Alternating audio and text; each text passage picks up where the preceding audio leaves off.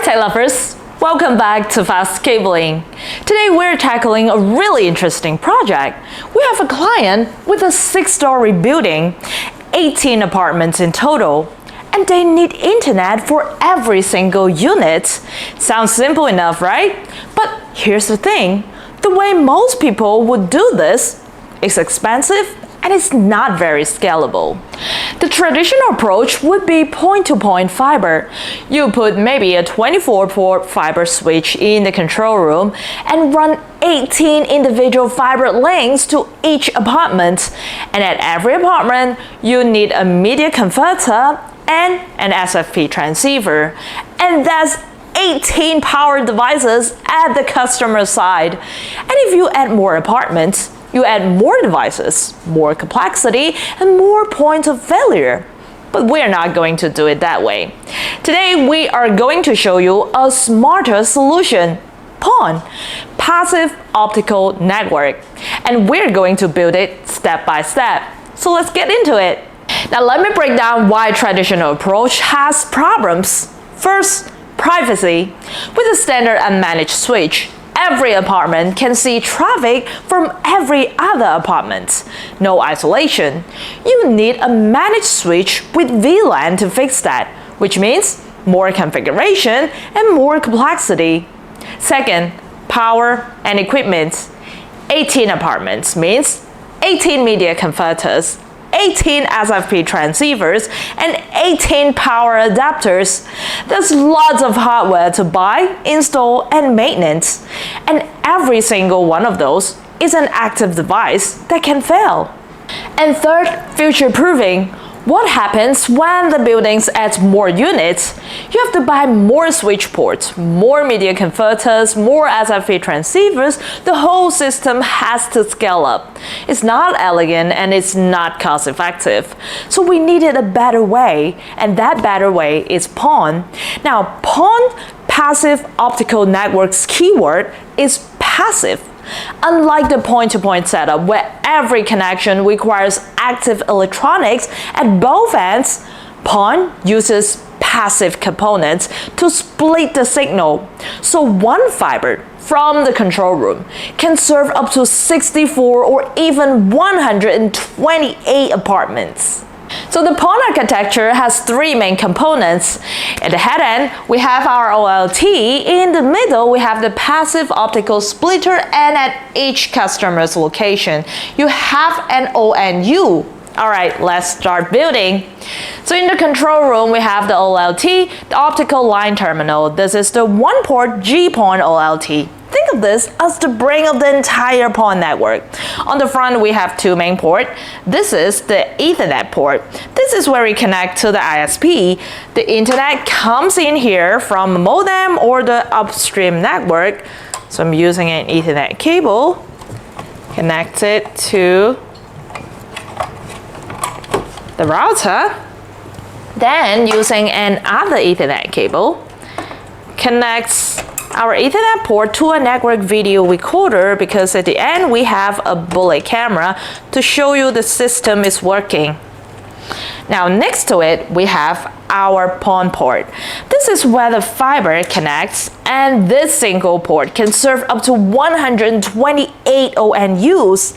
That means 1 OLT, 1 fiber, and you can connect an entire building. So it's plugged right in. Now, what does the OLT actually do? It manages all the downstream and upstream traffic. It schedules bandwidth and makes sure data packets go to the right ONU, and is the traffic controller for the entire network. And this particular model supports speed up to 2.5 gigabit per second downstream and 1.25 gigabit per second upstream. So the OLT is our starting point. Internet comes in through Ethernet and goes out through fiber on the PON port. Simple. Next up, the splitter. This is a 1 to 64 PLC fiber splitter. 1 fiber goes in, 64 fibers come out. And here's why this is so important. The light coming out of the OLT's PON port is very strong, too strong in fact. If you plug it directly into an ONU, if you did, you basically fry the receiver. That's why you need to split the signal first. This splitter evenly distributes the optical power across all 64 outputs. And it comes in a heavy-duty metal enclosure that protects the internal fiber. Now it's completely passive, so there's no power needed, no configuration, no management. It just sits there and splits lights. So this is the standard push-pull connector you see on most fiber equipment. We take the fiber patch cord from the OLT and plug it into the input port of our splitter. That's it. For our 18 apartment, we have plenty of room to grow, and we only need 18 of the 64 outputs. The rest are spare future-proofing for expansion. And from each output port on the splitter, we run the fiber to each apartment. Today we are connecting to 2 ONUs, so I'm going ahead and connect 2 fiber patch cord to the output port. Now, the key difference from point-to-point setup, so instead of 18 fibers running all the way back to 18 separate ports, we have 1 fiber from the OLT to the splitter. Now we move to the apartment side. This is where the fiber becomes usable internet. We have 2 types of ONU to show you today.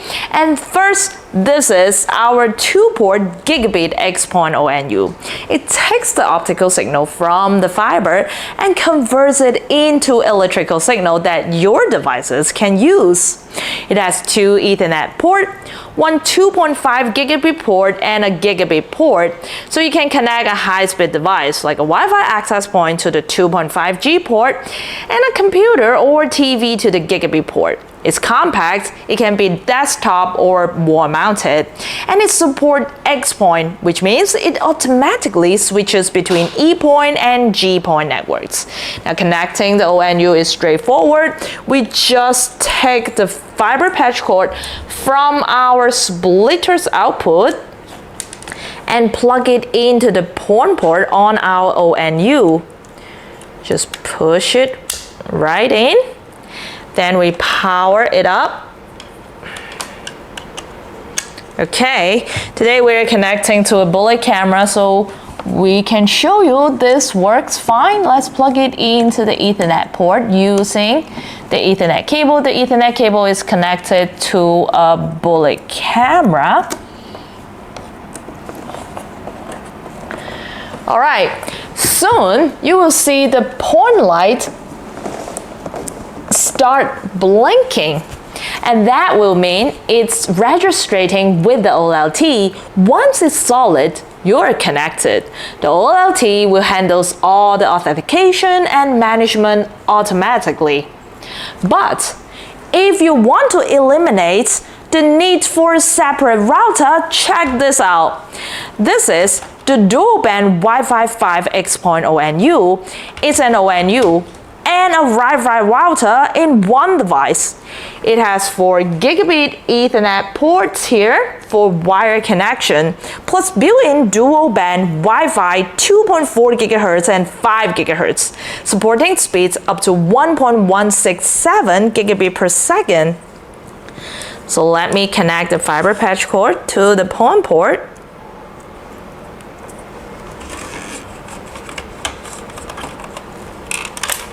Push it right in and power it up. Alrighty, so you have options. If the apartment already have a router, you can use the 2-port ONU. If they want all-in-one solution, we can use the Wi-Fi ONU. Both connects the same way, fiber in, internet out. So we have our bullet camera. I'm waving my hand to show you. This is a live video feed. So let's recap why this PON setup is so much better than the traditional point-to-point approach. First, privacy. In a PON network, all traffic is encrypted and isolated. Each ONU only receives the data intended for it. Unlike a flat switch network where everyone can see everyone else's traffic, PON gives you built-in privacy without any extra configuration. And second, equipment. Instead of 18 media converters and 18 SFP transceivers at the customer side, we have only one OLT and one transceiver at the head end. One device serves everyone. Less hardware, less power, less maintenance. And third, scalability. We only have 18 right now, but when the building expands, we just connect more fibers to the splitter's outputs. There's no new OLT, no new switch, just plug and play. And fourth, control.